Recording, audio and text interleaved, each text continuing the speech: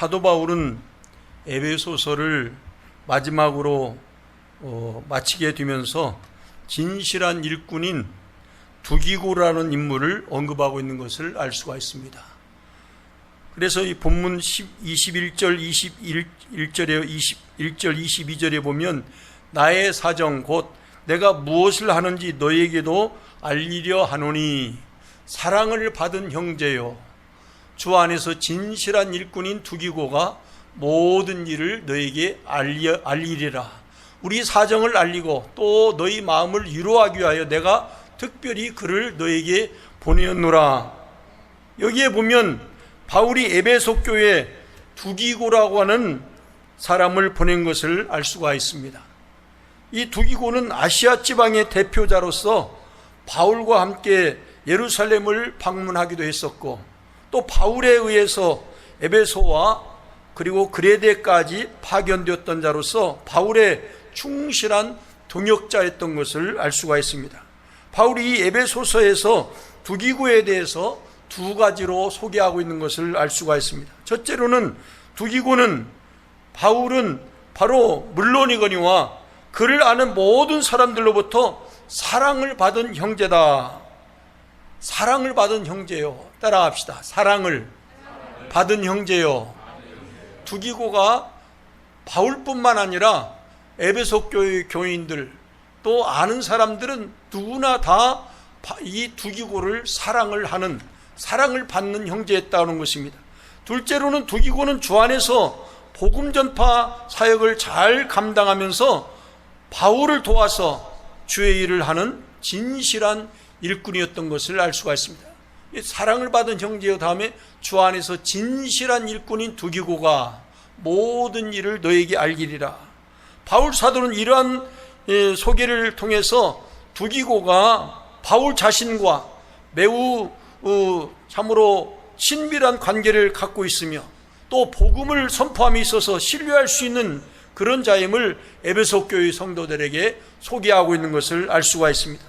이 두기고라고 하는 이름은 영어에서 보니까 티키커스로 되어 있는데 이 뜻은 행운이다. 그리고 바로 유쾌하다는 그런 뜻을 가지고 있는데 두기고는 바로 바울의 유쾌하고도 신실한 그런 동역자였던 것을 알 수가 있습니다.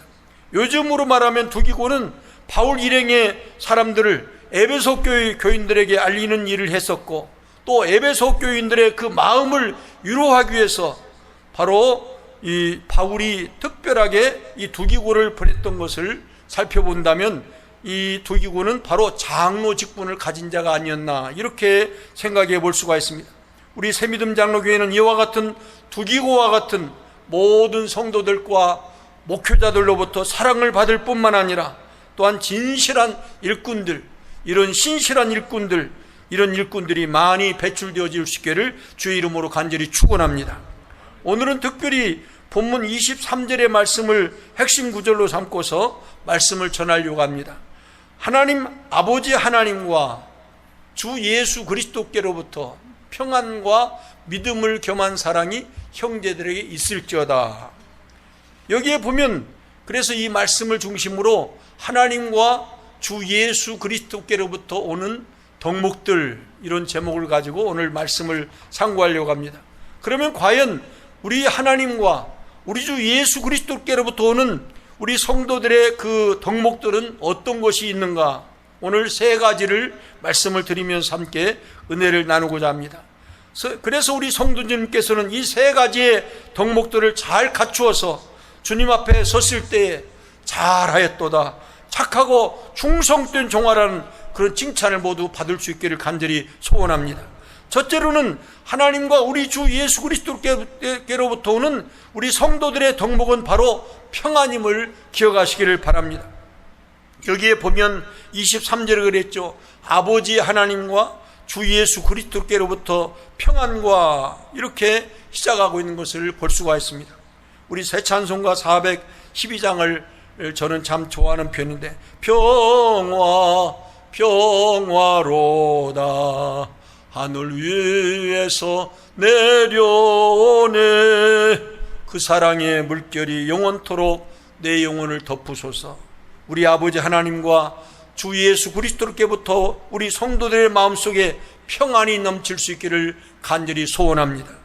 에베소서에 나타난 바울의 그 축복 기도는 바로 24절에 나온 대로 은혜와 오늘 본문에 나와 있는 은총은 물론이거니와 믿음과 사랑이 부가된 것을 알 수가 있습니다. 은혜와 평안과 믿음과 사랑이 넘치게 되어야 할 줄로 믿습니다. 우리 그리스도인들의 믿음과 사랑에 대해서 바울이 이미 서신서의 앞부분에서 언급하고 있는 것을 알 수가 있습니다. 에베소서 1장 15절에 그랬죠.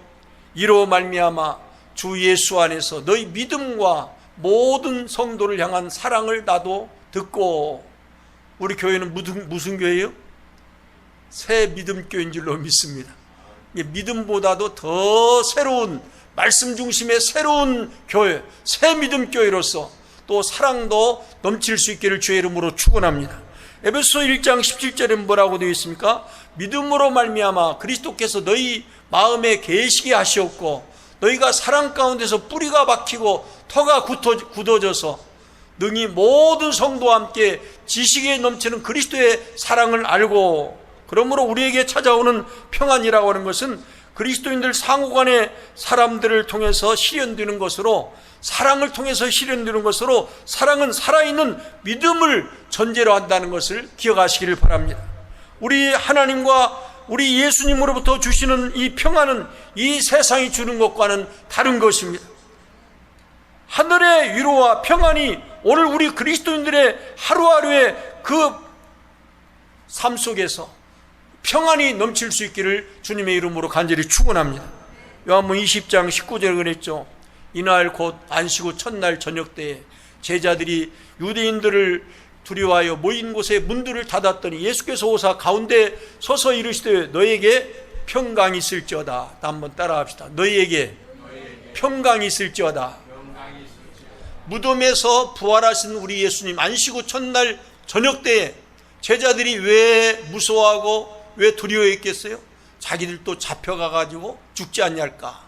두려움이 넘쳐가지고 그들이 한 군데에 모여가지고 문을 꽁꽁 잠그고 있었는데 예수님이 그 가운데 나타나셔서 첫마디로 하신 말씀이 너에게 평강이 있을지어다. 오늘 또 우리 주님은 우리 마음속에 평강이 넘치기를 간절히 소원하고 계신 줄로 믿습니다. 뿐만 아니라 요한복음 20장 21절에도 보면 예수께서 또 이르시되 너에게 평강이 있을지어다. 아버지께서 나를 보내신 것 같이 나도 너희를 보냈노라. 평강이 있기를 원해서 두려움과 공포 가운데 무서움 가운데 벌벌 떨고 있던 그 제자들에게 나타나셔서 우리 주님이 첫마디로 주신 말씀이 너에게 평강이 있을지어다. 또다시 두 번째로도 주신 말씀이 너에게 평강이 있을지어다. 우리 예수 믿는 사람들 간에 서로 이제 질투를 한다든지 또는 시기를 한다든지 미워한다든지 서로 싫어하는 마음이 있다면 그들 마음속에 평안이 있을 수가 없을 것입니다. 목회자와 성도들 간에도 마찬가지인 것입니다. 목회자와 성도들 간에도 언제나 사랑과 신뢰와 믿음이 이제 충만하게 넘쳐 있다고 한다면 그 성도가 바로 그 마음속에 신뢰와 사랑과 믿음이 넘친다면 그 마음속에 만났을 때 평안도 넘치고 평강도 넘치고 평화가 넘치게 되는 줄로 믿습니다. 그러므로 우리 마음속에 평화가 찾아오는 것은 하늘 아버지 하나님께로부터는 선물인데 이 평화의 선물은 우리 자신이 하나님과 올바른 관계를 맺고 있을 때, 또한 성도들과 목회자들과도 올바른 관계를 맺고 있을 때 그 아름다운 그 관계 속에서 평강의 축복이 우리에게 넘치게 되는 줄로 믿습니다. 다시 말해서 관계, 서로 간의 릴레이션십의 이 십이 바로 정상적으로 이제 맺어져 있을 때 하나님과 우리 사이의 릴레이션십이 아름다운 관계로, 평화의 관계로 맺혀져 있고, 또 우리가 다른 사람들과도 평화의 관계로, 화목의 관계로 맺어져 있을 때 하나님이 우리에게 평화의 선물, 평강의 선물을 주시는 줄로 믿습니다. 그래서 우리 교회 성도들은 하나님과의 관계도 화해의 관계로 잘 맺어져 있을 뿐만 아니라 우리 성도들과도 늘 올바르게 정립되어서 가정에서도 평강이 넘치고 교회에서도 평강이 넘치고 여러분들이 직장에 가서도 평강이 넘치고, 사업장에 가서도 평강이 넘치고, 사회 속에 들어가서 살아갈 때도 언제나 평강이 넘칠 수 있기를 주님의 이름으로 축원합니다. 그러므로 본문 24절에 있는 대로 하나님의 은혜가 우리 앞에 넘치게 될 때에 우리 마음에 평강과 평화가 넘치게 되는 줄로 믿으시기를 바랍니다. 두 번째로 하나님과 우리 주 예수 그리스도에게부터 오는 두 번째 덕목은 바로 믿음을 겸한 사랑인 것을 기억하시기를 바랍니다. 오늘 본문 23절에 24절에 그랬죠. 23절에 아버지 하나님과 주 예수 그리스도께로부터 평안은 설명드렸고, 믿음을 겸한 사랑이 형제들에게 있을지어다. 우리 주 예수 그리스도를 변함없이 사랑하는 모든 자에게 은혜가 있을지어다. 이 평안이라고 하는 것은 그리스도인들의 상호간의 사랑을 통해서 실현이 되는 것이고, 또 사랑이란 살아있는 믿음을 전제로 한다는 것을 기억하시기를 바랍니다. 그래서 아까 말씀드린 대로 에베소서 1장 15절 16절에 보면 이로 말미암아 주 예수 안에서 너희 믿음과 모든 성도를 향한 사랑을 나도 듣고 내가 기도할 때 기억하며 너희로 말미암아 감사하기를 그치지 아니하고. 그러므로 우리 새믿음교회는 믿음에 있어서만큼은 다른 교우들과 우리가 비교할 수 없을 만큼 믿음이 충만한 우리 새믿음 장로교 되어지기를 간절히 소원합니다. 믿음과 또 믿음을 통한 사랑을 나도 듣고, 우리 교회는 믿음도 넘치고 뿐만 아니라 믿음을 통해서 사랑도 충만하게 넘칠 수 있기를 간절히 소원합니다. 이와 같이 그리스도인들이 평안이 바로 믿음과 사랑을 포함함에도 불구하고 바울이 여기에서 평안 위에 믿음과 사랑을 특별히 언급하고 있는 이유는 에베소 교회의 성도들뿐만 아니라 여기에서 언급하고 있듯이 교회 안에는 유대인들과 그 당시 유대인들과 이방인들 사이에 바로 화해를 이루어야 하기 때문이었던 것입니다. 유대인들하고 이방인들 사이에 불목관계에 있으니까 화해를 이루어야 하기 때문에 그렇게 말씀한 것입니다. 이와 같이 이 화해는 바로 우리 아버지 하나님과 우리 주 예수 그리스도로부터 비롯된 바로 바로 공통된 그런 믿음과 사랑을 통해서만이 이 평강이 넘치게 되는 것을 기억하시기를 바랍니다. 여기 먼저 믿음에 대해서 상고하려고 합니다. 믿음이라고 하는 것은 들음에서 시작된다고 하는 것을 꼭 기억하시기를 바랍니다. 오늘 로마서 10장 17절에 그랬죠. 그러므로 믿음은, 따라합시다. 믿음은 들음에서 나며, 믿음은 들음에서 나며, 들음은 바로 뭘 말미암는다고 그랬어요? 그리스도의 말씀으로 말미암았느니라. 그러니까 사랑하는 자녀들도 믿음의 사람으로 키우려면 어렸을 때부터 자꾸 하나님의 말씀을 들을 수 있도록 그렇게 기회를 줘야 할 것이고, 또 기도하는 일도 어렸을 때부터 스스로 할 수 있도록 기도 훈련도 시켜야 할 줄로 믿습니다. 제가 지난 주간에도 달라스의 아들 집에 다녀왔는데 제 손자들이 3살, 5살, 3살짜리, 5살짜리입니다. 그래서 처음에는 아이들이 어렸을 때는 제가 올라가면 제가 식사 기도를 하고서 이렇게 식사를 했는데, 요즘에는 제가 식사 기도하면 야단 법석이 일어나요. 그러면서 손자에게 그러면 식사 기도할 수 있는 시간을 주면 작은 아이가 먼저 기도를 합니다. 하나님 아버지 감사합니다. 이 밥을 주셔서 감사합니다. 예수 이름으로 기도합니다. 작은 아이가 기도하면 또 큰 아이도 또 기도한다. 똑같이 레파토리가 똑같아요. 하나님 아버지 감사합니다. 이 밥을 주셔서 감사합니다. 예수 이름으로 기도합니다. 이렇게 아이들이 기도하는 모습을 보면 얼마나 기쁨이 넘치고 감사가 넘치는지요. 이렇게 이 같은 기도를 해도 우리 하나님께서 이 어린아이 때부터 기도하는 훈련, 또 말씀을 듣는 훈련이 잘 되어 있을 때 하나님께서 이 아이를 훌륭한 믿음의 사람으로 키워줄 줄로 믿습니다. 그래서 캐톨릭에서 뭐라고 해요? 7살까지만 캐톨릭에서 훈련을 시키면 평생 동안 이 아이는 캐톨릭 신자에서 벗어나지 않는다. 그렇게까지 주장을 한다고 그래요.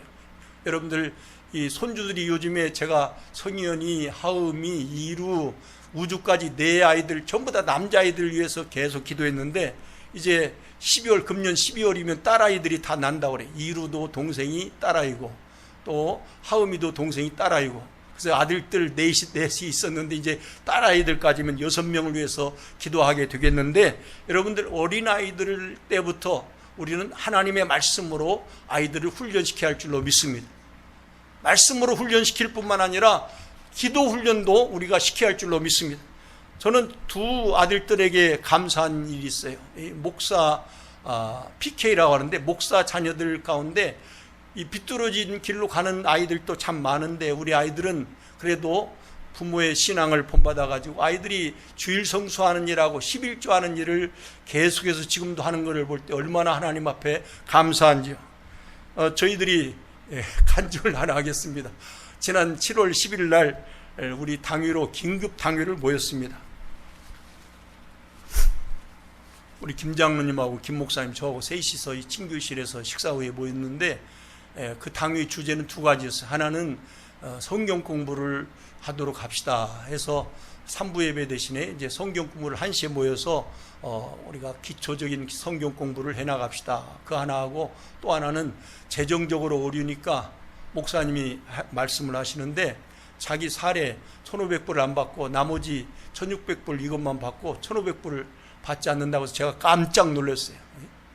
목사가 3,100불을 교회에서 받는다고 해도 모자랄 건데 거기서 1,500불 안 받는다고 하니까, 제가 재직회 때도 얘기했지만은 제가 깜짝 놀래가지고 제가 제안을 했습니다. 그러지 말고 목사님 사례 1,000불, 그리고 목사님 사택 보조비 1,000불에서 2,000불은 드려야지요 해서 2,000불 드리기로 그렇게 하고 당회에서 얘기하고, 재직회에서도 그렇게 말씀을 드렸는데, 7월 11일 날 그렇게 당회를 했는데 7월 11일 날 저녁 때 되니까 우리 큰아들한테서 카톡이 딱 왔어요. 아버지, 아빠 얼마를, 내일 11조를 얼마를 교회에 바쳐드리세요. 그러니까 제가 깜짝 놀랐어요.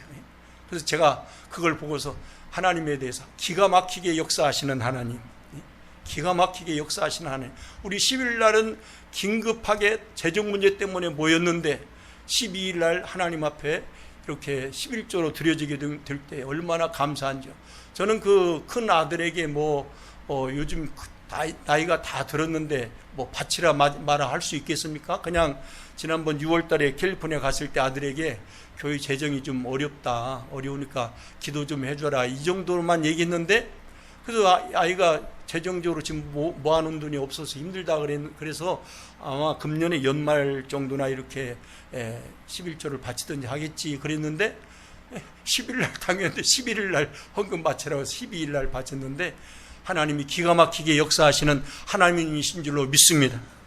요즘에 그리고 우리 김 목사님께서 건물이 노후가 되어서 교회 건축을 위해서 기도합시다 하는데, 여러분 이걸 우리 생각으로 할 수 있겠습니까? 우리 힘으로 할 수 있겠습니까? 기가 막히게 역사하시는 하나님이면 이루어질 줄로 믿습니다.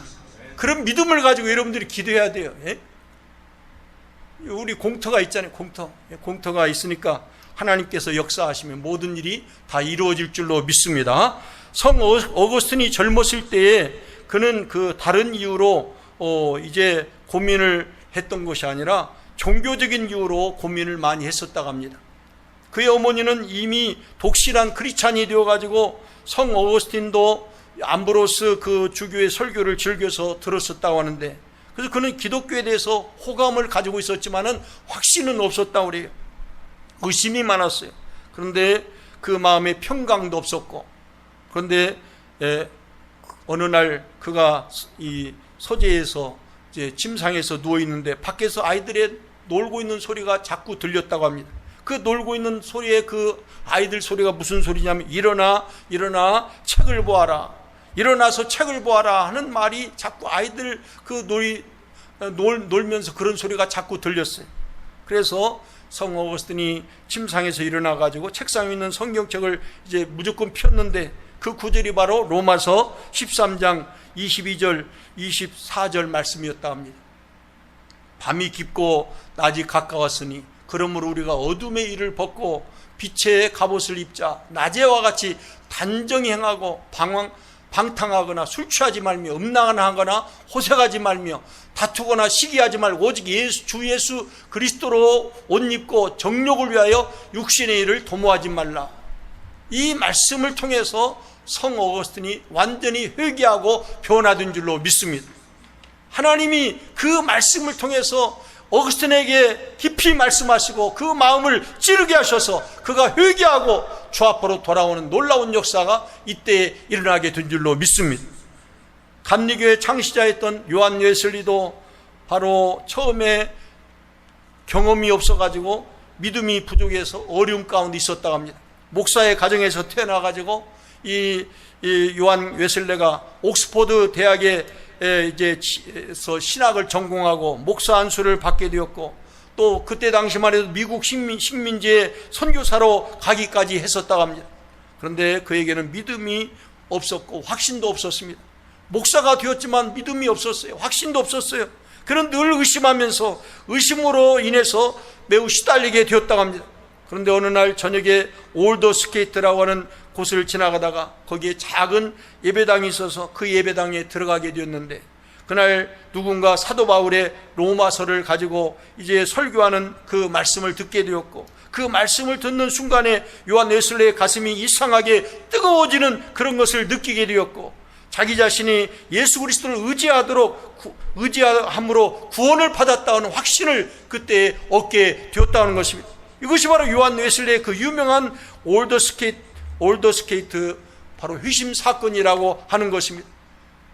바로 그 후에 이 감리교는 올더스케이트 이곳을 성지화해 가지고 그곳으로 순례를 갑니다마는, 올더스케이트라고 하는 장소에 이제 비결이 있는 것이 아니라 바로 요한 웨슬레가 들었던 하나님의 말씀 가운데 비결이 있었던 것입니다. 믿음이란 하나님의 말씀을 들을 때 생겨나게 되는 것을 확신하시기를 바랍니다. 그러므로 우리는 신앙생활을 해나가면서 중요한 원칙을 세우는 것이 매우 중요한 것입니다. 첫째로는 우리가 바로 교회에서 신앙생활을 해나가면서 먼저는 하나님의 말씀에 언제나 우선순위를 두어야 하는 줄로 믿습니다. 교회에서 모임을 가질 때든지 성경 공부를 한다든지 기도를 드릴 때에도 언제든지 하나님의 말씀이 중심이 되어야 하는 줄로 믿습니다. 우리 교회에서 김 목사님이 8월 첫 주부터 이제 한시면 우리 전 교우들을 대상으로 성경 공부를 하는데, 여러분 성경 공부의 목적이 어디 있습니까? 하나님의 말씀에 뿌리를 두자고 하는 거예요. 하나님의 말씀에 기초를 두자고 하는 거예요. 어제 그 남부개혁신학교 인터뷰가 있어가지고 제 한인 장로교회 가서 인터뷰를 하고 왔는데, 거기에서 질문 내용이 뭐냐면, 우리 성경 중심의 개혁주의 신학을 바탕으로 남부개혁신학교가 세워졌는데 개혁주의 신학이 뭡니까? 개혁주의 신학이 뭡니까? 하고 그 사유자가 질문을 하길래 개혁주의 신학은 두 가지라고 말씀을 드렸어요. 성경의 무호성, 성경이 66권이 성령의 영감을 받은 사람들에 의해서 기록된 말씀이기 때문에 성경은 무호하다. 한 1.16도 그릇됨이 없이 다 무호한 말씀이다. 틀림이 없는 말씀이다. 성경의 무호성과 또 한 가지는 하나님의 주권사상, 하나님이 지금도 전 세계를 통치하고 계시고 전 세계의 역사를 주관하고 계시고, 전쟁이건 뭐건 간에 각 나라도 각 족속도 각 모든 세계를 지금도 주관하고 계신다. 하나님의 주권사상, 이 하나님의 주권사상과 성경의 무호성을 확실하게 믿는 그 교단, 그런 신학교가 바로 개혁주의 신학을 신봉하는 그런 교단인 겁니다 하고 그렇게 제가 대답을 드렸던 적이 있는데, 우리 교회도 성경 공부를 통해서 하나님의 말씀으로 돌아가는 놀라운 역사가 일어날 수 있기를 간절히 소원합니다. 두 번째는 우리가 신앙생활을 할 때 중요한 것은 바로 성령이 함께 역사하셔야 한다는 사실입니다. 우리에게 믿음이 오는 순간에 바로 역사가 일어나는 이유는 바로 하나님의 말씀을 성령님이 역사하셔서 우리 마음속에 던져주시기 때문인 것입니다. 하나님의 말씀이 전달되어지고 하나님의 말씀을 들을 때, 하나님의 말씀을 읽을 때 성령이 역사하시면 우리 마음속에 그 말씀이 우리 마음판에 새겨지게 되는 줄로 믿습니다. 세 번째로는 믿음을 우리가 말씀을 들을 때에도 성령의 도우심을 우리가 기다려야 할 줄로 믿습니다. 성경을 읽을 때에도 성령의 도우심을 구하고, 또 말씀을 전할 때에도 성령의 도우심을 구해야 할 줄로 믿습니다. 마가복음 16장 20절 말씀에 그랬죠. 바로 제자들이 나가 두루 전파할세 주께서 함께 역사하사 그 따르는 표적으로 말씀을 확실히 증언하시니라. 제자들이 하나님의 말씀을 전파하고 증거할 때 주께서 함께 역사하사, 그러므로 말씀을 증거할 때 사람만 있어서는 안 되는 겁니다.